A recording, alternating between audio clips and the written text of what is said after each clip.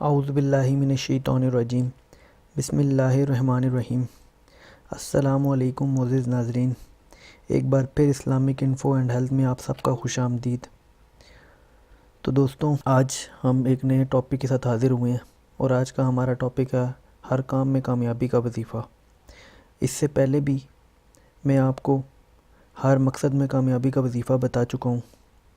آپ چاہیں تو اس وظیفے کو بھی ہر مقصد کے لیے استعمال کر سکتے ہیں، لیکن بہتر یہ ہوگا کوئی بھی کام کرنے سے پہلے آپ اس وظیفے کا استعمال کریں، تو انشاءاللہ تعالی اللہ کے فضل و کرم سے آپ پر اللہ کی رحمتیں برسیں گی اور آپ کو ہر کام میں کامیابی حاصل ہوگی۔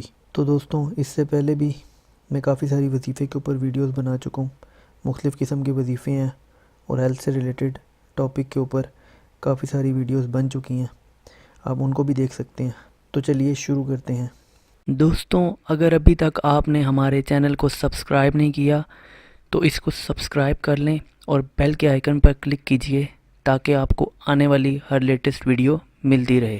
شکریہ۔ اگر آپ کوئی بھی کام کرتے ہیں اور ناکامی کا سامنا کرنا پڑتا ہو، بہت محنت اور لگن کے باوجود بھی کامیابی آپ کا مقدر نہیں بنتی، تو اس وظیفے کی مدد سے انشاءاللہ کامیابی آپ کا مقدر بنے گی، جس کے کرنے سے انشاءاللہ مٹی میں بھی ہاتھ ڈالیں گے تو سونا بن جائے گا۔ یہ وظیفہ طالب علم امتحان میں کامیابی کے لیے بھی کر سکتے ہیں۔ ناظرین، چلتے پھرتے اٹھتے بیٹھتے کثرت کے ساتھ یا علیوں کا ورد کرتے رہیں۔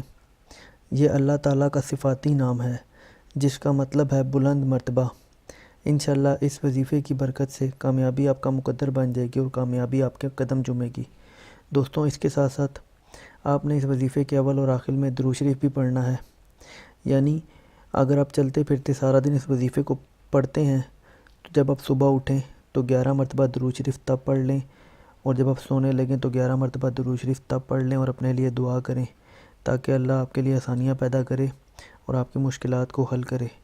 اس کے ساتھ ساتھ آپ کو مزید بھی وظیفے بتائے جائیں گے۔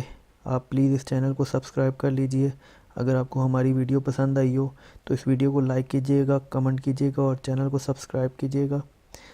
دوستوں، اپنا بہت سارا خیال رکھیے گا۔ اب مجھے دیجیے اجازت۔ اللہ حافظ۔